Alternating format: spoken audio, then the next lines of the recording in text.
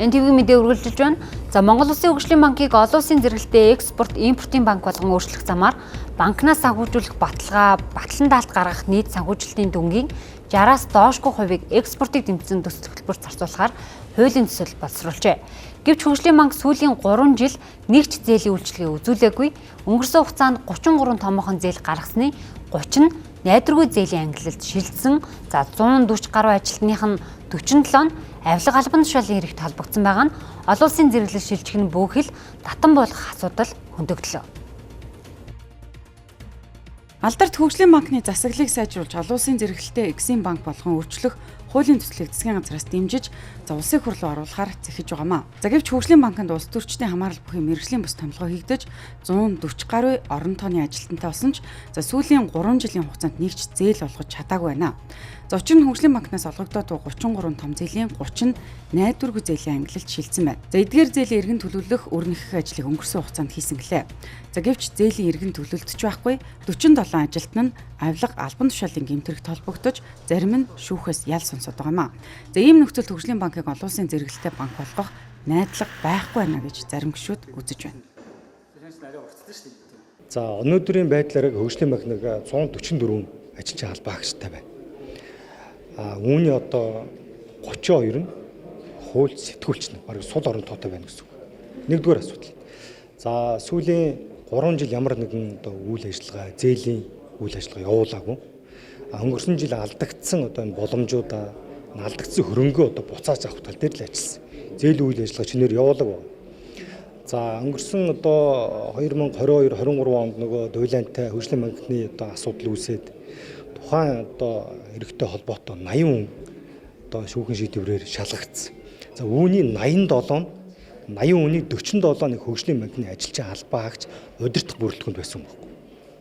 Тэгэхээр одоо 58% нь одоо хулгайд оролцсон байна гэсэн үг. Харин тэгэхээр засаглалтай холбоотой асуудал одоо жишээ нь юм байхгүй.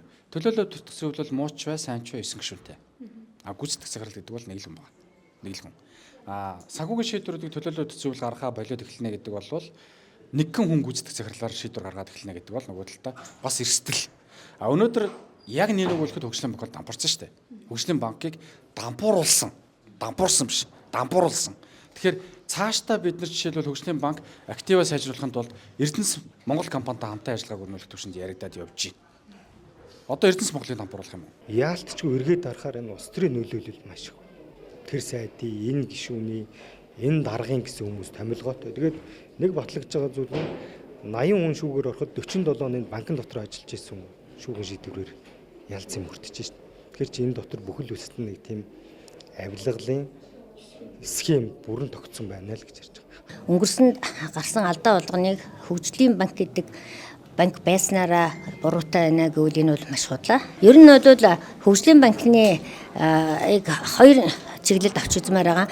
Хөгжлийн банк ямар салбарыг, ямар төслийг одоо Монгол улсын нийгмийн эдийн засагт ач холбогдолтой чухал төсөл гэж үзэхийн тэр төслийг яаж одоо тэр зорилт нь ямар байх юм гэдэг бодлого зорилттой бол засгийн газар нь тогтооно. Яг тухайлсан төслийг аваад санхүүгийн шинжилгээ хийгээд хөрөнгө оруулалтын өгөөжийг тооцоод энэ төслийг бүхэлд нь эрсдлийн үнэлээд санхүүжүүлэх үгүй юу гэдэг санхүүгийнхаа шийдвэрийг бол хөгжлийн банк өөрөө мэргэжлийнхаа үндсэн дээр гаргана.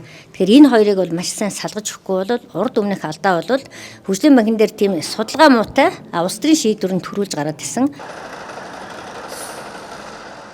Хөгжлийн банкны гих 80 хүн 3 хуулийн этгээдэд холбогдох хэрэг одоо ч шүүхээр эцэлэгдээгүй хилцэгцээр байгаа. Гэтэл хэрэгт холбогдсон 80 хүний 47 нь хөгжлийн банкны ажилтан албаагчид байсан бөгөөд одоогийн улсын хурлын гишүүнд даваагийн цогтбаатарл гэхэд тус банкны газрын захирлаар ажиллаж байхдаа хөгжлийн банкнд их хэмжээний хохирол учруулсан хэрэгт буруутгагдаж шүүхээс ял сонсоод байгаа. Даваагийн цогтбаатар гишүүний зүгээс өөрөөс нь илүү өндөр албан тушаалтан байсаар байсан ч ял шийтгэлгүй үлдсэн гэх мэтээр буруутгах өнгөйсийг илэрхийлдэг. Гэвч одоогийн хуулийн төсөлд төлөөлөл удирдах зөвлөлийн хараа тус айдлыг хангах үүрэгтэй 9 гишүүний 5-ыг нь төрөөс томилохоор тусгасан байгаа нь төрд эрх мэдэл бүрэн үлдээсэн шийдвэрэ гэж үзэж байгаамаа.